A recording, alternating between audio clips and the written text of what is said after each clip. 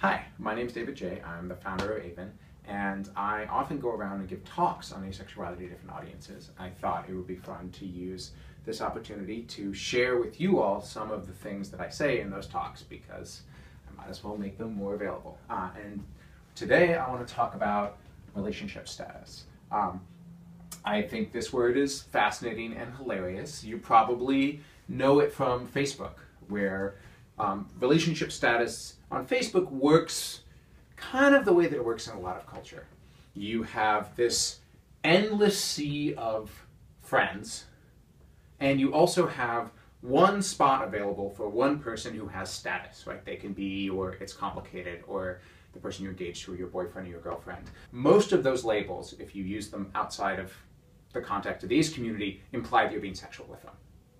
So, special category for the one sexual relationship, and everyone else. And that system of defining the status of relationships is kind of crappy for aces. It's kind of crappy for everyone, but it's especially crappy for aces. So I want to talk about how to break that down and alternatives to that. It's crappy because it applies a label to a relationship. It says, you and this person are friends up until this one arbitrary point, and then you switch from the label of friend to the label of girlfriend or whatever else. And there's this moment when the new label applies where the relationship actually often doesn't feel too much different, but everyone treats it as if some big thing has happened.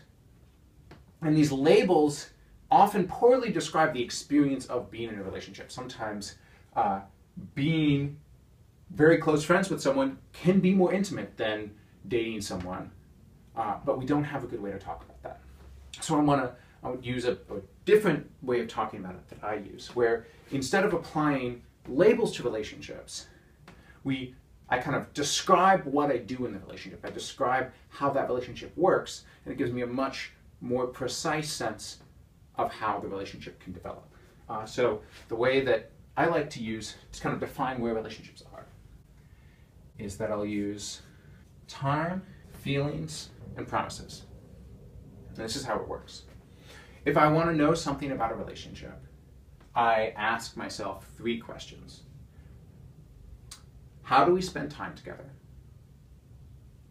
How do we share feelings about one another? And how do we make commitments to one another? So if I've just met someone, we've spent 2 or 3 hours together, we feel like the time we spent together was pretty useful, and we've said that we want to hang out again. That's a very early stage relationship. If I'm very close to someone, we see each other twice a week, we actively say that we love one another, we're actively talking about where we want a relationship to go in the next 2 years.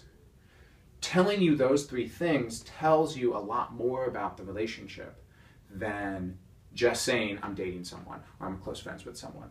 Using this system of describing relationships allows me to form relationships that are queer, that blur the boundaries of labels like boyfriend and girlfriend in a way that I find really useful, especially as someone who's ace. And I think that's what I'll say about this right now.